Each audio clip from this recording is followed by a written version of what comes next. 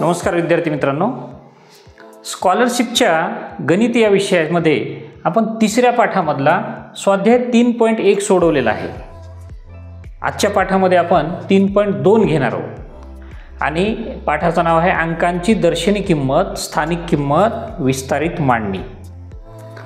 आता या जो 3.2 चा जो स्वाध्याय आहे यामध्ये आपल्याला काय आहे की 10 उदाहरणं आहेत। तर 10 चे 10 उदाहरणं हे तुम्ही व्हिडिओ पाहिल्यानंतर तुमची कसलीही शंका राहणार नाही, सहज करू शकाल। इतक्या सोप्या पद्धतीनं तुम्हाला हे पाहायला मिळणार आहे। आता वेळ न घालवता आपण पहिलं उदाहरण वाचन करू। इथे मी लिहून ठेवलेलं आहे। पहिलं उदाहरण आहे 500 रुपयांच्या 120 नोटा, 100 रुपयांच्या 15 नोटा, 10 रुपयांच्या 3 नोटा व 1 रुपयांची 7 नाणी मिळून होणाऱ्या एकूण रकमेचे विस्तारित रूप पुढीलपैकी कोणते? तुमच्या लक्षात गणित आलं का की हे जे पैसे आहेत ह्यांची बेरीज करायची आहे आणि किती रुपये होता ती जी संख्या आहे त्या संख्येचं विस्तारित रूप या 4 पर्यायापैकी कोणतं आहे हे विस्तारित रूप आपल्याला शोधायचे। आता इथं काय होतं, इथं हे 2 चा आणि 3 चा पर्याय सारखाच दिला होता मी, म्हणून मी 1 0 वाढवले बरं का। ते उत्तरात नसणार आहे। आपण गणित कसं करायचं पाहू। म्हणजे 500 रुपयांच्या 120 नोटा, 500 रुपयांच्या 120 नोटा, 500 गुणिले 120 किती रुपये होतात ते पाहू आपण। 100 रुपयांच्या 15 नोटा, 100 रुपयांच्या 15 नोटा बरोबर। त्यानंतर 10 रुपयांच्या 3 नोटा, 10 गुणिले 3। त्यानंतर 1 रुपयांची 7 नाणी, 1 रुपये गुणिले 7 नाणी।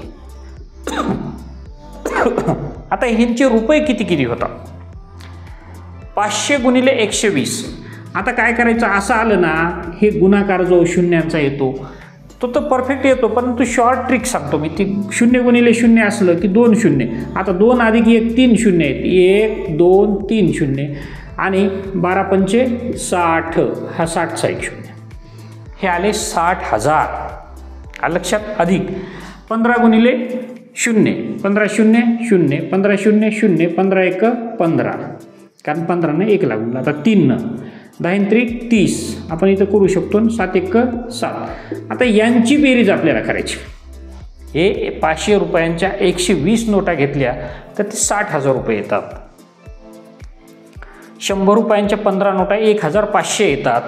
10 रुपयांच्या 30 नोटा, 10 आणि 10 20 आणि 10 30 रुपये येतात। आता 0 आणि 0 0 अधिक 7 7, 0 आणि 3 3, 5 आणि 0 5, 1 आणि 0 1, 6 6, 61,537 ही रक्कम आलेली आहे। ही रक्कम आलेली आहे 61,537। आता याचं विस्तारित रूप ह्याच्यातलं कुठलं असणार आहे? 6च्या पुढे 1 2 3 4 अंक आहेत। 6च्या पुढे 1 2 3 4 म्हणजे 60,000 अधिक 1च्या पुढे 3 अंक आहेत। 1च्या पुढे म्हणजे 1 सहस्त्र स्थानी आहे, हजार स्थानी आहे। 5 हा शतक स्थानी आहे। 5च्या पुढे 2 स्थळ आहेत। त्यानंतर 3च्या पुढे 1 स्थळ आहे म्हणजे दशक स्थानी आहे, अधिक 7च्या पुढे स्थळ नाही, 7 हा एकक स्थानी आहे, एकटाच आहे। आता तुम्ही पाहू शकता 60,000 अधिक 1000 अधिक 500 अधिक 30 अधिक 7। इथं पहिला पर्याय दिसतो 60,000 अधिक 1000 अधिक 500 अधिक 30 अधिक 7। म्हणजेच याचं उत्तर जे आहे हे काय आलेलं आहे? पर्याय क्रमांक 1 पहिलं उत्तर आलेलं। आता हे 60,000 अधिक 1,500, 1,500 विस्तारित रूप लिहिताना असं नाही लिहित, हे 500 शतकामध्ये जातात, वेगळं लिहावं लागतं। इथं पण हे 500 जातात, हे त्या बाकीच्या गोष्टीचा विचार नाही, आपल्याला परफेक्ट उत्तर मिळालेलं आहे। उत्तर आहे पर्याय क्रमांक 1। आता आपण दुसरं उदाहरण घेऊ। दुसरं उदाहरण आहे 2.5 लाख ही संख्या विस्तारित रूपात कशी लिहाल? 2.5 लाख म्हणजे 2,50,000। आता मी लिहितो 2.5 लाख इथं, 2,50,000 बरोबर। हिचं विस्तारित रूप करायचे। 2च्या पुढे किती आहे? 2 कुठं आहे? एकक दशक शतक हजार 10,000 लक्ष, म्हणजे 1 2 3 4 5 स्थळ आहेत। 2च्या पुढे 1 2 3 4 5 अधिक 5च्या पुढे 4 शून्य आहेत म्हणजे 50,000, 10,000 स्थळावर आहे हे 5, एकक दशक शतक हजार 10,000। आता पुढं काहीच नाही, अधिक 00 लिहिलं काय नाही लिहिलं काय, याचं विस्तारित रूप एवढंच आहे. एकक दशक शतक 1000 10,000 लक्ष 2 लक्ष अधिक 50,000 एवढं साधं विस्तारित रूप आहे. मग आता या प्रत्येकाचं बघू आपण. एकक दशक शतक 1000 10,000 10,000 2 गुणिले 10,000 म्हणजे काय होते 20,000 अधिक 5 गुणिले 10,000 50,000 अधिक 1,000 50 60 70 आणि 71,000 वाले. हे 2.5 लाखाचं विस्तारित रूप आहे का? नाही. हे पहा 2 गुणिले 1 2 एकक दशक शतक 1000 10,000 एकक दशक शतक 1000 10,000 लक्ष 2 गुणिले 1 लक्ष म्हणजे 2 लक्ष अधिक 2 गुणिले 10,000 म्हणजेच 20,000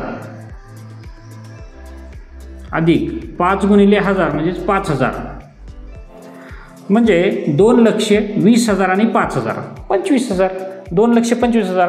हे होत नाही, हे होत नाही. आता हे पहा एकक दशक शतक 1000 10,000 लक्ष 1 गुणिले म्हणजे तेच 1 लक्ष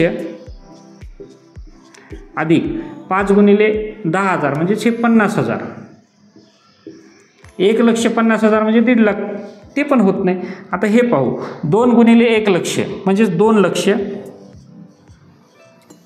एकक दशक शतक 1000 10,000 लक्ष एकक दशक शतक 1000 10,000 लक्ष अधिक 5 गुणिले 10,000 म्हणजेच एकक दशक शतक 1000 10,000 एकक दशक शतक 1000 आणि 10,000 5 1 5 50,000 2 लक्ष 50,000 2 लक्ष 50,000 विस्तारित रूप तुमच्या समोरच काढलेलं आहे. म्हणून याचं पर्याय क्रमांक 4 हे उत्तर या गणिताचं आलेलं आहे. आपण सगळी उदाहरणं करून बघितली. आलं का लक्षात? आता आपण तिसरं उदाहरण घेऊया. तिसरं उदाहरण आहे 3 गुणिले आता हे किती आहे एकक दशक शतक 1000 10,000 लक्ष 3 गुणिले 1 लक्ष अधिक 7 गुणिले एकक दशक शतक 1000 10,000 10,000 7 गुणिले 10,000 अधिक 5 गुणिले 1,000 हे विस्तारित रूप पुढीलपैकी कोणत्या संख्येचे आहे? आता अगोदर आपण या विस्तारित रूपाची संख्या तयार करू. पहा 3 गुणिले 1 लक्ष 1 लाख एकक दशक शतक 1000 10,000 लक्ष एकक दशक शतक 1000 10,000 लक्ष बरोबर 1 2 3 4 5 शून्य आहेत 3 वर 1 2 3 4 5. मी थोडंसं पद्धत सोडून करतोय, काय हरकत नाही, आपल्याला पटकन झालं पाहिजे गणित. 7 गुणिले 10,000 7 गुणिले 10,000 बरोबर 70,000 70,000 अधिक 5 गुणिले 1000 बरोबर 5,000 5 गुणिले 1,000 म्हणजे 3 शून्य हे. आता यांची जर बेरीज केली आपण हे 1 शून्य हे दुसरं शून्य हे तिसरं शून्य 5 शून्य 5 7 शून्य 7 3 अशी 3 म्हणजेच हे पहा एकक दशक शतक 1000 10,000 लक्ष 3,75,000 3,75,000 म्हणजे 3 लक्ष पूर्ण आहेत आणि चौथा जो लक्ष आहे चौथा त्याचा पाऊण भाग म्हणजे हा याला काय म्हटलं जाते मुद्दाम म्हणून तुम्हाला ह्याच्यासोबत अपूर्णांक सांगतोय मी की हा पाव भाग ह्याच्यात नाही, हे 4 भाग आहेत, परंतु पाव भाग ह्याच्यातून गळालेला आहे, पाव भाग वजा आहे म्हणून पाव उणे 4 4 मधून पाव कमी म्हणजेच 4.25 लाख ही संख्या आहे. हे सहज समजणारं उदाहरण. पाव उणे पाव कमी 4 लाख, कारण हे तुमच्या समोर 4 दिसत आहेत पण हा मी बिना रंगवलेला भाग घेतलेला नाही. हा कोणता भाग आहे? हे 1 लक्ष हे 1 लक्ष एकक दशक शतक 1 शून्य जास्त झालं 1 2 3 4 बरोबर आहे 1 लक्ष जाऊ इतकं बारीक लिहिता येणार नाही ते. हे 1 लक्ष हे 1 लक्ष हे 1 लक्ष आणि या 1 लक्षचे 4 भाग हा 25,000 हा 25,000 हा 25,000 हा 25,000 25 त्रिक 75,000 1 2 3 3,75,000 हा भाग आहे. म्हणजे 25,000 कमी 4 लक्षाला 25,000 म्हणजे चौथ्या लक्षातला पाव भाग 1/4 भाग 1/4 भाग कमी म्हणजेच 4.25 लाख रुपये हा याचा आहे. आता आपण चौथं उदाहरण घेऊ. आता हे चौथं उदाहरण आहे. 5,45,035 शतक शून्य आहे इथं. या संख्येमधील 10,000 स्थाने असलेल्या अंकाची या संख्येमधील 10,000 स्थाने असलेला 10,000 आहे. हे एकक, दशक, शतक, हजार, 10,000. 10,000 स्थानी 4 आहे. स्थानिक किंमत व दशक स्थानी असलेल्या अंकाची स्थानिक किंमत यातील फरक किती? आता दशक स्थानी किती आहे? 30 आहे. आता 4ची स्थानिक किंमत, 4च्या पुढे 1 2 3 4 स्थळ आहेत. 4ची स्थानिक 1 2 3 4. 10,000 स्थानी म्हणजे 4ची स्थानिक किंमत आहे 40,000 आणि 3च्या पुढे 1 स्थळ आहे म्हणजे 30 आहे. ती यातील फरक साधी वजाबाकी करायची, काही अवघड नाही. 0मधून 0 गेले, 0 राहिले. 0तून 3 जात नाही, मग उसना मागायला ह्याच्याकडे गेला आहे, हा इथं 0च आहे. हा याकडे गेला, इथं 0च आहे. मग 4ने उसना दिल्यामुळे इथं 10 झाले. 4च्या जागेवर राहिले 3. आता इथं 10 झाले असताना एन याला उसना दिला, इथं राहिले 9. इथं 10 झाले, एन याला उसना दिला, इथं राहिले 9. आता 10मधून 3 गेले, 7 राहिले. 9मधून काढायला 0, काहीच नाही. या 9मधून पण काही नाही आणि 3च्या जागेवर 3. म्हणजेच एकक, दशक, शतक, हजार, 10,000. 39,970 कुठं दिसतंय? हे 39,970 हा पर्याय क्रमांक 3 हे याचं उत्तर आहे. अगदी सहज, साध्या, सोप्या, सुरळीत भाषेमध्ये आपण काढलेलं आहे. आता 5वं उदाहरण बघू. आता हे 5वं उदाहरण आहे. एकक, दशक, शतक, हजार, 10,000, लक्ष, दशलक्ष म्हणजे 35,35,353. कोणती संख्या आहे? 35,35,353. या संख्येतील अधोरेखित अंकांच्या स्थानिक किमतीमधील फरक. अधोरेखित म्हणजे ज्याच्या खाली, अधो म्हणजे खाली, ज्या अंकांच्या खाली रेष ओढलेली आहे त्या अंकांच्या स्थानिक किमतीमधला फरक काढायचा आहे. आता या 5च्या खाली रेष ओढलेली आहे म्हणजे 5च्या पुढे किती स्थळ आहेत? 1 2 3 4 5. 1 2 3 4 5 म्हणजेच 5 लक्ष. 3च्या पुढे 2 शून्य आहेत म्हणजे 300. यातील फरक काढायचा आहे. आलं लक्षात? मग हा जो फरक निघेल पहा, 0मधून 0 गेले 0, 0मधून 0 गेले 0, 3मधून जात नाहीत. मग इथं उसना मागितला, इथं राहिले 4, इथं झाले 10, ह्याने उसना याला दिला, इथं राहिले 9, इथं 10 झाले, ह्याने उसना दिला, इथं राहिले 9. आता 10मधून 3 गेले, 7 राहिले. 9मधून जायला कोणीच नाही, 9. 9मधून जायला कोणीच नाही, 9 आणि 4 म्हणजेच 4,99,700. हे इथंच दिसते पर्याय उत्तर पहा. 4,99,700 म्हणजेच पर्याय क्रमांक 1 हे याचं उत्तर आहे. हे एवढं मोठं गणित, परंतु उत्तर एवढं साधी वजाबाकी आहे. 2018ला आलेलं गणित आहे स्कॉलरशिपच्या परीक्षेत. सहज साधं सोपं उदाहरण आहे. आता 6वं उदाहरण घेऊ आपण. आता हे 6वं उदाहरण आहे. एकक, दशक, शतक, हजार, 10,000, लक्ष, दशलक्ष, 29,34,546. या संख्येतील अधोरेखित अंकांच्या, अधोरेखित म्हणजे ज्यांच्या खाली रेष ओढली, हे पहा इथं ह्या 4च्या खाली. आता इथं शब्द बदलला आहे. दर्शनी किमतीमधील फरक सांगा. दर्शनी किमतीत म्हणलंय, स्थानिक किंमत नाही. दर्शनी किंमत, दर्शन घेतल्याबरोबर ते अंक काय दिसतो आपल्याला किंवा त्याच्याकडे पाहिल्याबरोबर काय दिसतं ती त्याची किंमत असते. दर्शनी किंमत ही ते जो अंक असतो तीच त्याची दर्शनी किंमत असते. म्हणजे हा कोणत्या जागेवर 4 बसला आहे? एकक, दशक, शतक, हजार. हा 1000 स्थानी जरी बसलेला असेल तरी हा दिसताक्षणी काय दिसतो आपल्याला? 4 दिसतो. म्हणून त्याची दर्शनी किंमत 4च असते. आणि जरी एकक स्थानी असला, दशक स्थानी असला तरीही त्याची किंमत 4च असते. आणि त्यातील फरक 4मधून 4 गेले 0. हे चौथा पर्याय आहे याचं उत्तर. हे आपल्याला कन्फ्यूज करण्यासाठी असे गणित देत देत मध्येच दर्शनी किंमत घातलेली असते. आपण गोंधळून जातो. आपलं लक्ष जर जाग्यावर नसेल तर इथं चूक होऊ शकते. आपण त्याच्या स्थानिक किमतीतील फरक काढू. 4,000 वजा 40 बरोबर 3,960. हे ह्याला उत्तराला गोल करून बसतो. आपण असं होऊ द्यायचं नाही, याच्याकडे लक्ष ठेवायचं. आलं लक्षात? 7वं उदाहरण बघू. 7वं उदाहरण आहे. एकक, दशक, शतक, हजार, 10,000, लक्ष, दशलक्ष, 34,30,258 ही संख्या आहे. या संख्येतील 2 या अंकाची स्थानिक किंमत 8 या अंकाच्या स्थानिक किमतीच्या किती पट आहे? आता 2ची स्थानिक किंमत आपण ठरवूया. 2च्या पुढे 2 स्थळ आहेत, 200. 8ची स्थानिक किंमत ही किती आहे? तर 8च आहे.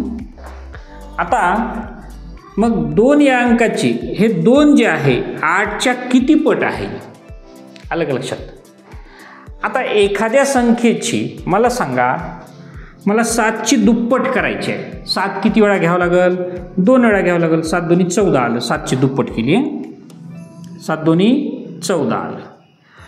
मग 8ची x पट केली म्हणजे किती पट करायची आहे माहीत नाही, किती पट आहे माहीत नाही. बरोबर 200 येते, म्हणजे 200 हे 8च्या किती पट आहे हे माहीत नाही. म्हणजे इथं गुणाकार म्हणजे किती पट आहे हे जर काढायचं असेल तर हे गुणाकारातला 8 बरोबर चिन्हाच्या विरुद्ध दिशेला जाऊन भागाकारात जातं. म्हणजे 200 भागिले 8 करू आपण. कसं असं केलं तरी चालतंय, असं केलं तरी चालतंय. हेच गुणाकार इकडे जाऊ दोन्ही पद्धतीनं. 8 दोन्ही 16. भाग जात नाही म्हणून शून्याचा अगोदर भाग घातला, द्या सोडून. त्याला काही हे केलं नाही केलं. उरले 4 शून्य, कारण ह्याचा उसना घेतला. आता मी जास्त सांगत नाही. 40. 8 पंचे 40. 5चा भाग बसला. म्हणजे किती पट आहे? तर ती 25 पट आहे. 200 हे 8च्या 25 पट आहे. या ठिकाणी असं जर काटाकाटीचा भागाकार केला, 8 1 8 वरील खाली सारख्याच संख्येनं भाग घालू आपण. 8 दोन्ही 16, उरले 4. 40 झाले. 8 पंचे 40, 25 येतं. हे एक तुम्हाला उदाहरण सांगितलं.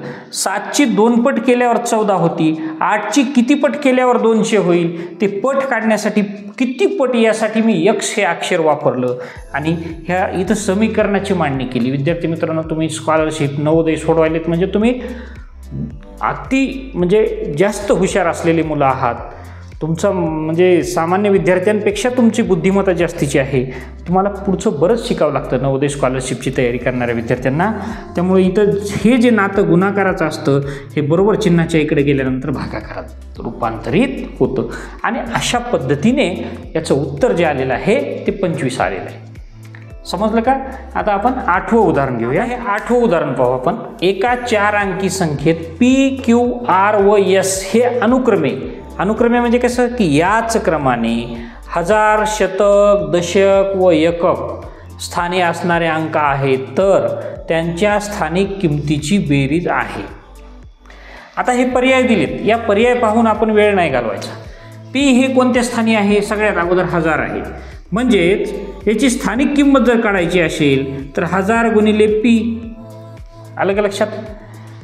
मग Q हे कुठं आहे? शतक स्थानी आहे, कारण 1000च्या नंतर शतक म्हणजे 100 गुणिले Q अधिक R कुठं आहे? दशक स्थानी. दशक म्हणजे 10 गुणिले R अधिक S हे एकटाच आहे. म्हणजे हे 1000 गुणिले P म्हणजे 1000 P अधिक 100 Q अधिक 10 R अधिक S हे त्याचं उत्तर असेल. पहा, 1000 स्थानी म्हणजे P ही कोणतीही संख्या आहे. समजा 5000 आहे. 1000 गुणिले 5, 5000 दशक त्याची स्थानिक किंमत येते. आता शतक स्थानी आलं लक्षात. Q हे 2 आहे. 2 गुणिले 100 200. पण इथं Q आहे 2, 5 अशी कोणती संख्या दिली नाही. म्हणजे ही संख्या काय आहे? P, Q, R आणि S ही संख्या आहे. हे 1000, हे शतक, हे दशक आणि हे एकक स्थानचे अंक आहेत. मग P 1000 स्थानी आहे म्हणून 1000 न गुणलं 1000 P. Q शतक स्थानी आहे म्हणून 100 ने गुणलं 100 Q. R दशक स्थानी आहे म्हणून 10 न गुणलं 10 R. आणि S हे एकटाच आहे, एकक आहे, त्याला 1 ने गुणलं S. आता हा पर्यायात कुठं आहे आपण शोधू. आता 100 P हे नाही उत्तर. 1000 P इथं Q येतं, इथं आपलं Q आहे 100 R हे पण नाही. 1000 P 1000 P 100 Q 100 Q 10 R 10 R S. म्हणजेच तिसऱ्या क्रमांकाचं हे उत्तर आलेलं आहे. अशा पद्धतीने हे उत्तर सोडवले. हे काही नाही, थोडं वेगळं डोकं लावले. आपलं संख्याज्ञान यानं परफेक्ट होतं. अशा गणिताला घाबरून जायचं नाही. हे आपल्याला चॅलेंज करणारे गणित असतात आणि यामुळं आपली बुद्धी आणखीन चालते. आलं का लक्षात? आता याच्यानंतर आपण 9वं उदाहरण घेऊया. हे 9वं उदाहरण पाहू. 9वं उदाहरण पहा. 2 स्टार 7 5 स्टार 3 या संख्येत स्टारच्या जागी सारखेच अंक आहेत. म्हणजे कोणता तरी एक अंक आहे की इथं जो आहे तोच अंक इथं आहे. म्हणजे इथं एकक, दशक, शतक, हजार, 10,000. 10,000 स्थानी आणि दशक स्थानी एकच अंक आहे. त्या 2 स्थानच्या अंकांच्या स्थानिक किमतीमधील फरक हा 79,920 आहे. तर ती संख्या कोणती? विद्यार्थी मित्रांनो, आपल्याला हे गणित पटकन कळायला हवं. आलं का लक्षात? 79,920 हा फरक आहे. तर मग काय होईल की दशकस्थानी काय असेल तर ते तिथं उत्तर आपल्याला काय मिळतं? 20 मिळतं. तर हे पाहू आपण.